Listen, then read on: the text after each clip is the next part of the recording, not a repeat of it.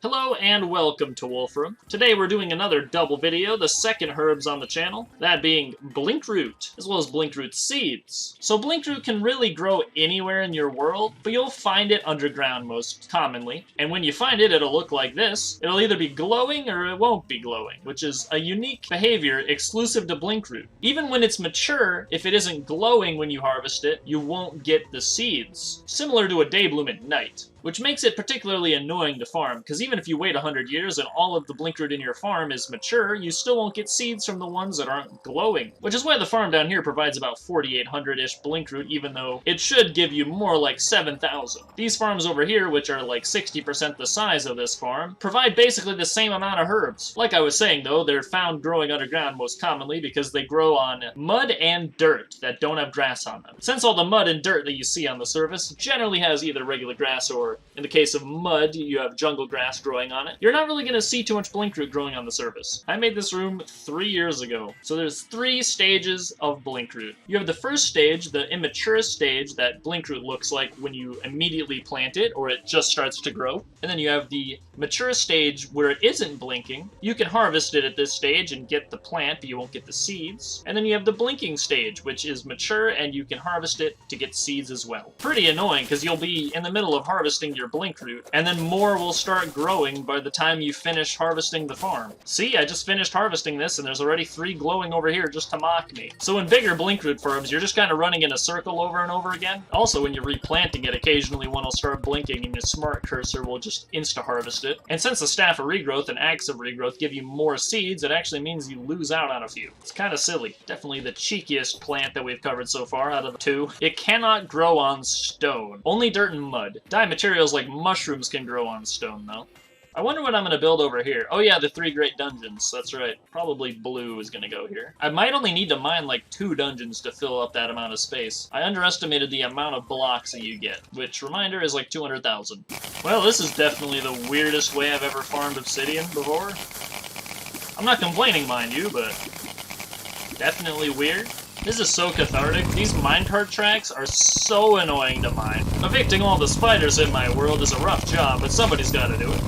They can come live in spider paradise whenever I finish it. I cleared out a little bit more space to the left here. I think it looks a lot better. There's still a lot more work to do, of course. There's just so much lava to drain. That is a lot of gemcorn trees. And that's just great. This area doesn't have crimson in it anymore. I've always wanted to fish here and not have crimson.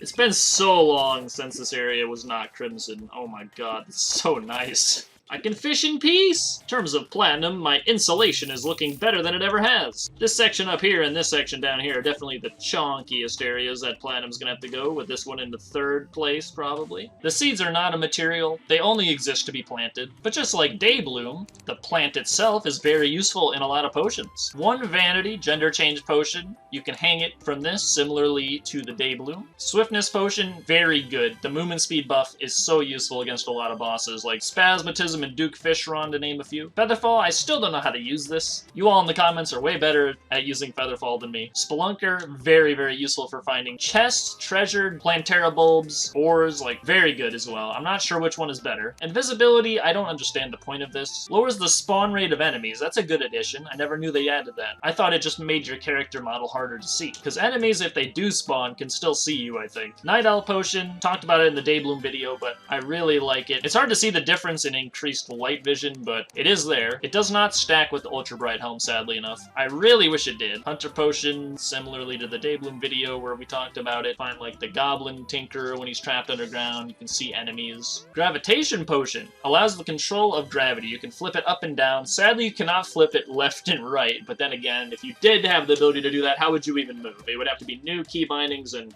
yeah, that would be a mess. Builder Potion. 45-minute duration, one of the longest potions in the entire game. Depends if you count well-fed buffs, because there's the Golden Meal, which is 48 minutes, I think. One of the best potions. Blinkroot is so useful. Mining potions as well, like, oh my god, these are all so useful. I've used many a mining potion in my day, as you can tell from my partially mined world. Endurance Potion. I don't make this one too often. I probably should. I beat the entire game without even using potions, essentially. I forgot to make this one when I was fighting the Moon Lord. That would have made it a lot easier. Wormhole Potions. You get 3 per 1 material. I like that. I never use this because I'm a single-player guy, but I'm sure this is really helpful. Biome Site Potion. I've never made this before. Grass Seeds.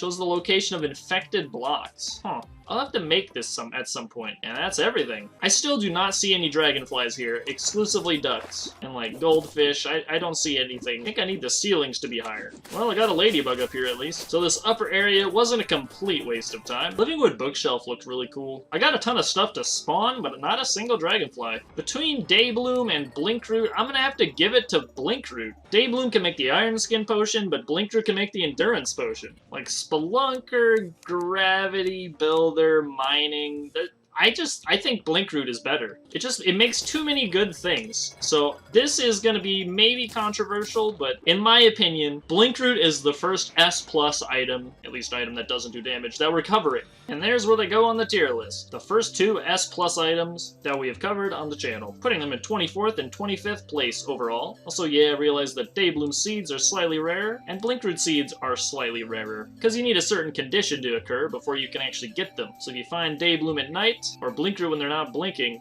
the seeds are not available. Blinkroot ID number 315, bam. Blinkroot seeds ID number 309, bam. That was a fun video. But until next time, if I had more Blinkroot or Blinkroot seeds than you, get wrecked noob. Thanks for watching, Wulfrum. Subscribe for more videos like this, and I'll see you next time.